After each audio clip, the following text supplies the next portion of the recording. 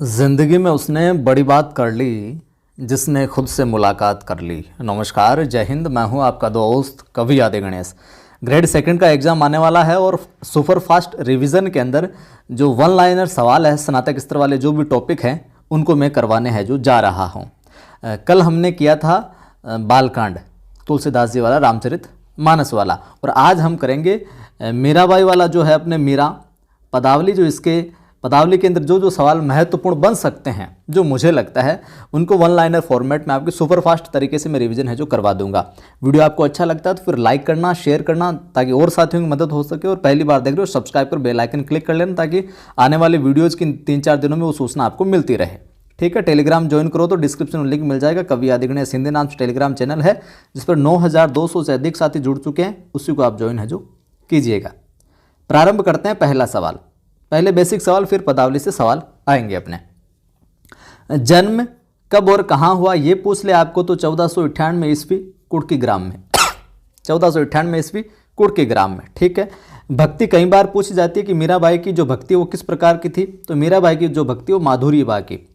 मैं से मीराबाई और मैं से माधुर्य भाव, तो मीराबाई की भक्ति किस प्रकार की थी मानी जाती है, माधुर्य भाव के माने जाते हैं। और कल वाले वीडियो में जो सीता जी की माता का नाम है वो सुनैना या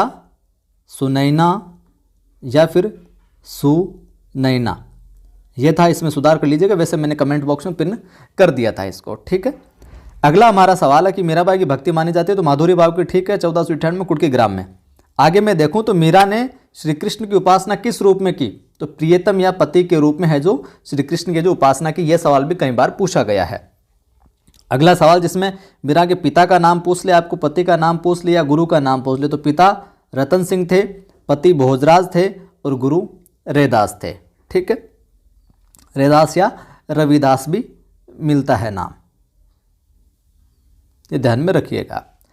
प्रमुख रचनाओं की बात करें तो इनकी रचनाओं का अगर सवाल आए तो फिर वो इस प्रकार आएगा, निम्न में से मीराबाई की रचना नहीं है।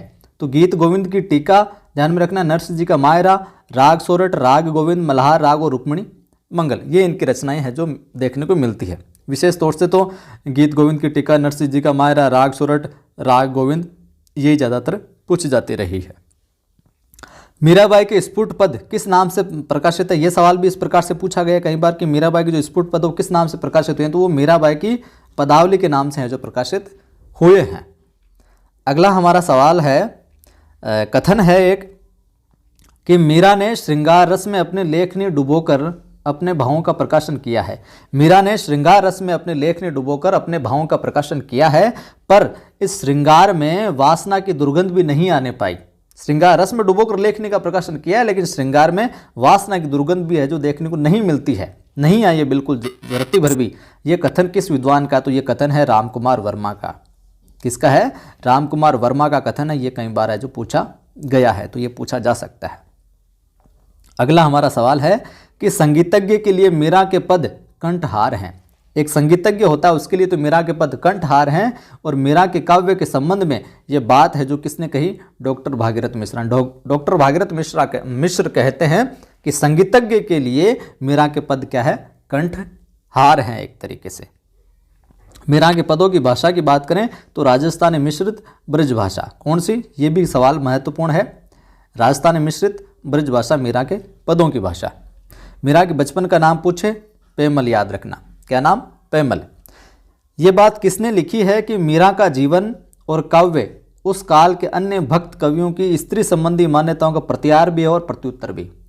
किसने कहा कि मीरा का जो जीवन है और जो काव्य है उस काल, उसके तत्कालीन समय के अन्य भक्त कवियों की स्त्री से संबंधित मान्यताओं का प्रतिहार भी और प्रत्युत्तर भी? डॉक्टर मैनेजर पांडे ने। किसने? डॉक्टर मैनेजर पांडे ने। अगला मैं सवाल लूं मीराबाई के विषय में, तो मीराबाई किस मंदिर की मूर्ति में समाहित हो गई थी? रणछोड़ जी के मंदिर में। यह सवाल भी पूछा गया कई बार। मीरा ने अपने आराध्य की क्या पहचान बताई है? जिसके सिर पर मोर मुकुट। अपने आराध्य की क्या पहचान बताई? कि जिसके सिर पर मोर मुकुट। बहुत इंपॉर्टेंट सवाल आ रहा है, बहुत अच्छा सवाल आ रहा है कि मीरा रे प्रभु दासी रावलो लीजो नेक निहार। नेक के नीचे मैंने अंडरलाइन कर रखी, और सवाल इसी प्रकार से आएगा, पंक्ति में रेखांकित शब्द नेक का अर्थ है, तो 4 विकल्पों में अलग अलग दे रखा होगा। यहाँ पर अनेक का अर्थ क्या हो जाएगा? थोड़ा। अनेक का अर्थ क्या हो जाएगा? थोड़ा। अनेक निहार मतलब थोड़ा तो निहार मेरी तरफ, तो अनेक का अर्थ क्या हो जाएगा? थोड़ा। इस प्रकार सवाल है जो आएंगे। आगे मैं आपसे सवाल पूछूं कि छाड़ दियो कुल की कांति कहा करी है, समिति के माध्यम से मीरा, माफ कीजिए, इस पंक्ति के माध्यम से मीरा कौन सी की भावना प्रकट होती है? छाड़ दियो कुल की कांति का करी है, इस पंक्ति के माध्यम से मीरा की कौन सी भावना जो प्रकट होती है? तो समाज के प्रति चुनौती, कि छाड़ दियो कुल कांति, कि छोड़ दिया मैंने कुल की चमक वगैरह, कुल कांति छोड़ दिए, का करियो, अभी क्या होगा? कि कर लो जो करना है। समाज के प्रति चुनौती, ये भाव है जो प्रकट होता है।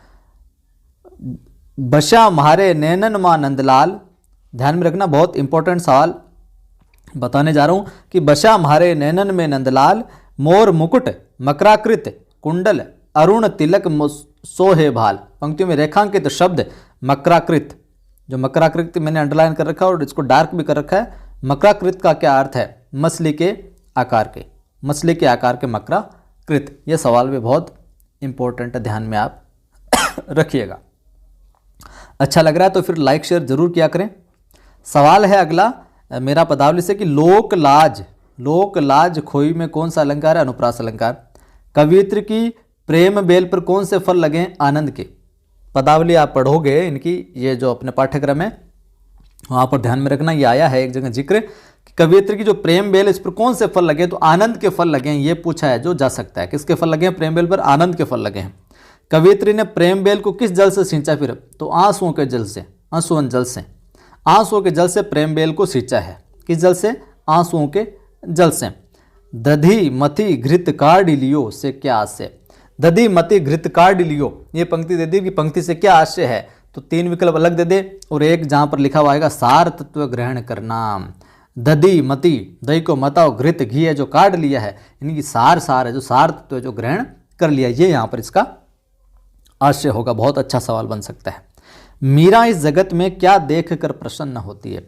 तो प्रभु के प्रति भक्ति देख कर जो प्रसन्न होती है, प्रभु के भक्तों को देखकर, प्रभु के भक्त जो भक्ति करते हैं प्रभु के प्रति, वो देख कर जो मीरा प्रसन्न होती है। अगला सवाल है कुटुंब के लिए मीरा ने किस शब्द का प्रयोग किया? न्यात। ध्यान में रखना, अच्छा सवाल है। कुटुंब के लिए मीरा ने किस शब्द का प्रयोग किया? न्यात का। न्यात यानी परिवार, न्यात का। मीरा को परिवार क्या कहते हैं? कुलनाशी। तो ये भी सवाल पूछा जा सकता है, मीरा के परिवार ने मीरा को क्या कहकर पुकारा, क्या कहा है? तो वो कहा है उन्होंने कुल नाशी, क्योंकि ये तो कुल नाशी है, अपने कुल का नाम डुबोने वाली है, नाश करने वाली है। अगला सवाल है किस साहित्यकार ने मीरा को भक्ति के तपोवन की शकुंतला व राजस्थान के मरुस्थल की मंदाकिनी कहा है? सुमित्रानंदन पंत ने। बहुत अच्छा सवाल बन सकता है कि वो कौन सा साहित्यकार है? तो सुमित्रानंदन पंत ने क्या कहा कि मीरा को भक्ति के तपोवन की शकुंतला कहा और राजस्थान के मरुस्थल की क्या कहा? मंदाकिनी है जो कहकर पुकारा है। बहुत अच्छा सवाल है अगला। हेरी माँ नंद को गुमानी, अंडरलाइन किया है, हेरी माँ नंद को गुमानी मारे मनड़े बस्यो। तो रेखांकित पद किसके लिए आया है? तो नंद को गुमानी, नंद को गुमानी यहाँ पर किसके लिए आया है? तो कृष्ण के लिए आया है। नंद को गुमानी किसके लिए आया है? कृष्ण के लिए आया है। इसी प्रकार से पदावली से और जो अपने अन्य रचनाकार हैं उनके सवाल जो पूछे जाएंगे। अगला सवाल देखिए, पीताम्बर कट उर बेजंता कर सोहारी बासी। पीताम्बर कट उर वेजंता कर सोहारी बांसी। तो यहाँ पर रेखांकित पद का अर्थ क्या है? वंशी। पीताम्बर कट उर वेजंता कर सोहारी बांसी। कर यानी हाथ में, सोहारी बांसी, तो बांसी यहाँ पर वंशी के लिए आया है उनकी। ठीक है, ये ध्यान में रखना आप। हे माँ बड़ी बड़ी आँखियन वारो, रेखांकित पद किसके लिए है? तो श्री कृष्ण के लिए। तो बड़ी बड़ी आँखियन किसके लिए प्रयुक्त हुआ है ये शब्द? बड़ी बड़ी आँखियन वारो। तो बड़ी बड़ी आँखों वाला कौन? श्री कृष्ण। बड़ी बड़ी आँखियन वारो यानी श्री कृष्ण के लिए आया है। सवाल अगला, मीरा रे प्रभु हरि अविनाशी देशों प्राण अंकोर, अंडरलाइन किया हुआ है। पंक्ति में रेखांकित शब्द का अर्थ क्या है? अंकोर यानी न्योछावर। इसी प्रकार सवाल आएंगे, अंकोर यानी न्योछावर। मीरा रे प्रभु हरि अविनाशी देशों प्राण अंकोर, अंकोर यानी न्योछावर कर दूंगी मैं। ठीक है, अगला सवाल देखिए, जतन करो जंतर लिखी बांधो ओखद लाऊं घसी के। पंक्ति में रेखांकित शब्द कौन सा है? ओखद। ओखद का क्या अर्थ है? औषधि। कि ओखद लाऊं घसीके, कि औषधि लाऊं मैं, कोई जंतर वंतर को जतन करो, प्रयास करो, कोई जंतर लिख कर बांधो। ओखद औषधि लाऊं घसीके, ओखद यानी औषधि को लाओ घस कर, तो ओखद यानी औषधि। ध्यान में रखना, बहुत अच्छा सवाल है जो बन सकता है, पूछा जा सकता है। थारो रूप देखा अटकी, पंक्ति में थारो जो ये शब्द आया रेखांकित यहाँ पर अंडरलाइन किया हुआ है, ये किसके लिए? तो ये श्री कृष्ण के लिए, कि थारो रूप देखा अटकी। थारो यहाँ पर किसके लिए है? श्री कृष्ण के लिए आया है। अगला देखिए, देखा रूप मदन मोहन रो पियत पीयूखन मटके। रेखांकित शब्द का अर्थ क्या है? पीयूखन। पीयूखन यानी अमृत। पीयूखन का क्या अर्थ हो जाएगा? अमृत हो जाएगा साहब। अच्छा लग रहा है तो फिर जरूर लाइक शेयर करें आप, ताकि और साथी भी जुड़कर लाभ ले सकें, और सब्सक्राइब कर लेना सारे के सारे। मीरा ने अपने प्रभु को किस नाम से पुकारा है? गिरधर नागर। किस नाम से पुकारा है? गिरधर नागर नाम से है जो पुकारा है। आली रे मारे नैना बाण पड़ी। रेखांकित पद का अर्थ है आदत, के थारी यार काई बाण पड़ी है। अब मारवाड़ी बोला ने तो भाग्य रो काम करवा, तारी बाण काई पड़ी है, मतलब आदत। आली रे मारे नैना बाण पड़ी, तो बाण यानी आदत। ठीक है, ये सवाल भी पूछा जा सकता है। मीरा रे प्रभु गिरधर नागर, पंक्ति में रेखांकित शब्द का अर्थ है चतुर। नागर का क्या अर्थ होता है? चतुर। सवाल है, सुंदर श्याम सुहावना मुख देखा जीजे। अंडरलाइन किया, मुख देखा जीजे हो। पंक्ति में रेखांकित शब्द का अर्थ क्या है? जीवित रहिए, जीवन यापन कीजिए। जीजे यानी मोकड़ो जीजे, आप कहवा ना मारवाड़ी मोकड़ो जीजे, मतलब जीवित रहिए, जीवन यापन कीजिए। साधा ढिंग बैठ बैठ, साधा ढिंग बैठ बैठ लोक लाज खुया। पंक्ति में रेखांकित पद का अर्थ है ढिंग यानी साथ। बहुत अच्छा सवाल है, ध्यान में रखना। ढिंग यानी समीप, ढिंग यानी समीप बैठकर। काल ब्याल री बाची, पंक्ति में रेखांकित पद का अर्थ है ब्याल किसके लिए है? यहाँ पर सर्प के लिए। ब्याल यानी सर्प, यह सवाल भी पहले पूछा गया है, ध्यान में रखना। ब्याल यानी सर्प। अगला और अंतिम सवाल है मेरा पदावली से, फिर हम और जो स्नातक वाले टॉपिक है उनका देखेंगे। हम चितवत तुम चितवत नाही, दिल के बड़े कठोर। पंक्ति में मीरा का भाव क्या है? उपालंब का। कौन सा भाव है यहाँ पर? उपालंब का भाव है। ठीक है, ध्यान में कि हम चितवत तुम चितवत नाही, दिल के बड़े कठोर। तो पंक्ति में मीरा का भाव क्या है? उपालंब का। तो ये था वीडियो मीराबाई से संबंधित। कैसा क्या लगा कमेंट करके जरूर बताना। आगे की वीडियो चाहते हो तो भी आप कमेंट करना, लाइक कर देना, सभी दोस्तों को शेयर कर देना, ताकि वो भी जुड़ सके। पहली बार देखने वाले सब्सक्राइब कर बेल आइकन क्लिक करें, ऑल पर क्लिक करें, ताकि हर वीडियो की सूचना आपको मिलती रहे। जय हिंद, फिर मिलता हूँ।